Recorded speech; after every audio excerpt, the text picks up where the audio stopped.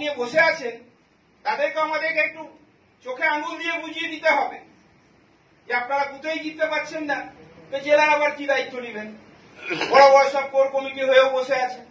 এগুলো কিন্তু আমাদের ভাবতে হবে, সবই সংখ্যালঘু করবে। বীরভূম জেলা তৃণমূলের কোর কমিটির বিরুদ্ধে মুখ খুললেন বীরভূমের সাঁইথিয়া তৃণমূলের সংখ্যালঘু সেলের ব্লক সভাপতি মোহাম্মদ ইউনুস। বোম বাধা থেকে শুরু করে লাঠি সবই সংখ্যালঘু নেতারা করবে, আর আপনারা কোর কমিটির বড় বড় পদ নিয়ে বসে থাকবেন? নিজের বুথেই জিততে পারেন না আপনারা, আবার জেলার দায়িত্ব নেবেন? এগুলো চোখে আঙুল দিয়ে বোঝানো দরকার। বীরভূমের সিউড়িতে 21শে জুলাই এই প্রস্তুতি বৈঠকে তিনি কথা বলেন। এমন একটা ভিডিও সামনে আসতেই শুরু হয়েছে চর্চা। বড় বড় পদে হয়তো বসে আছেন, কিন্তু তার বুথের রেজাল্টের অবস্থা খুব খারাপ। এগুলো কিন্তু ভাবতে হবে, এগুলো মূল্যায়ন করতে হবে। সংখ্যালঘু আর কি করবে? সংখ্যালঘু যাবেই বা কোথায়? কিন্তু সংখ্যাগুরু যারা বড় বড় পদ নিয়ে বসে আছেন তাদেরকে আমাদেরকে একটু চোখে আঙুল দিয়ে বুঝিয়ে দিতে হবে যে আপনারা বুথেই জিততে পারছেন না, তো জেলার আবার কি দায়িত্ব নেবেন? বড় বড় সব কোর কমিটি হয়েও বসে আছে। এগুলো কিন্তু আমাদের ভাবতে হবে, সবই সংখ্যালঘু করবে। বোম বানা থেকে শুরু করে লাঠি সব আমরাই বার করব, এটা ঠিক না। এটাকে একটু দেখতে হবে। যাক, আমি আর সেরকম কিছু বলছি না। মোট কথা 21 তারিখে আমরা যাচ্ছি, তো কাজীদা জানেন আমরা বিশ্বভারতী ধরে যাব, এবং উনি আমাদেরকে রিসিভও করেন হাওড়া স্টেশন থেকে। আমরা ওখানে রাজপথে মিছিল করতে করতে আমরা ধর্মতলার দিকে যাব। সবাইকে অনুরোধ করব, আমরা যারা এসছি আমাদের নিজের নিজের এলাকায় নিজের নিজের ব্লক এবং পঞ্চায়েতে আমরা মানুষকে সংগঠিত করে 21শে জুলাইয়ের যে রেকর্ড যেটা হয় প্রতি বছর 21শে জুলাইয়ের রেকর্ড 21শে জুলাই ভাঙে, আমরা সেই ভাঙার দিকে এগিয়ে যাব। দেখুন, কালকের যে সংখ্যালঘু যে একটা 21শে জুলাই নিয়ে যে মিটিং হয়েছে, সেই মিটিংয়ে আমি ছিলাম না, তো ওখানে যে উপস্থিত ছিল বা আপনাদের মাধ্যমে খবরটা জানতে পারলাম।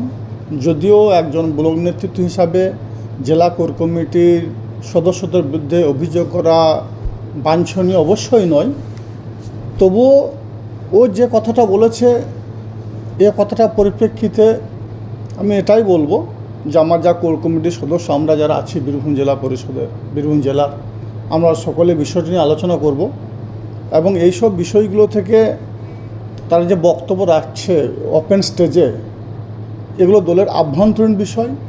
দলের নিজেদের মধ্যে এই বিষয়গুলো আলাপ আলোচনা করলেই ভালো হয়। দলের যে 24শে নির্বাচন হয়েছে, 24শে নির্বাচনে বীরভূম জেলার মানুষ দুহাত ভরে আশীর্বাদ করেছে, এবং যে শুধু সংখ্যালঘুরাই ভোট করেছে সেটা নয়। সংখ্যালঘু বীরভূম জেলা 33-34%, বাকি ভোটগুলো তাহলে কোথা থেকে গেল?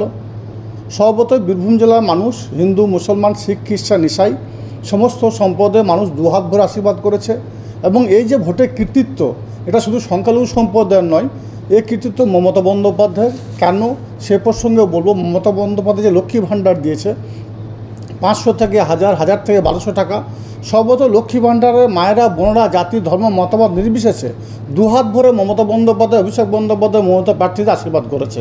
তারপরেও কেন্দ্র সরকার বাংলাকে বঞ্চনা করেছে, অবজ্ঞা করেছে, অবহেলা করেছে। 100 দিনের কাজের টাকা দেয়নি।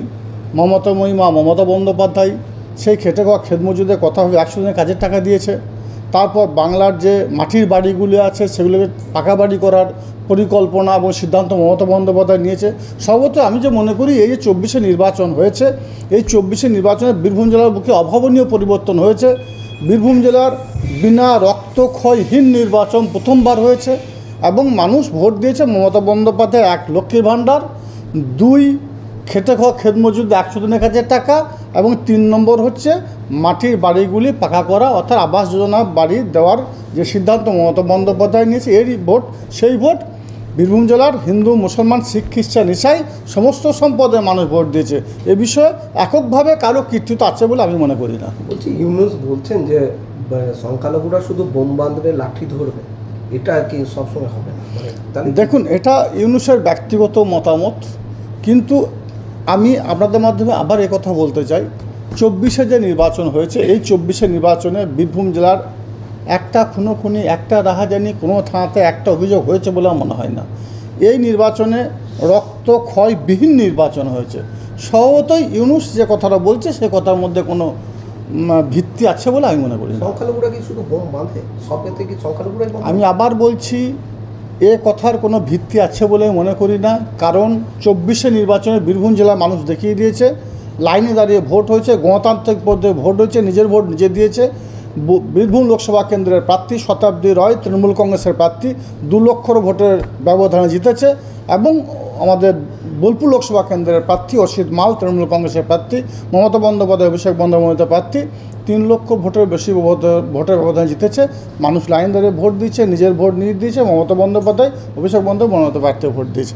এখানে বোম, গুলি, লাঠি কোনো কিছুরই প্রয়োজন হয়নি, কোনো ধোঁকাবাজি প্রয়োজন হয়নি, অর্থের বিনিময়ে ভোট হয়নি, সাম্প্রদায়িকতার ভিত্তিতে ভোট হয়নি। মানুষ নিজের ভোট নিজে দিয়েছে, উন্নয়নের পক্ষে ভোট দিয়েছে। এই কথা বলার জন্য দলের পক্ষ থেকে ওনার সাথে যোগাযোগ করবেন? দেখুন, আমাদের জেলা, আমি আবার বলছি, জেলা কোর কমিটির যে স্থায়ী মিটিং হবে সেই মিটিংয়ে আমরা অবশ্যই বিষয়টা নিয়ে আলোচনা করব।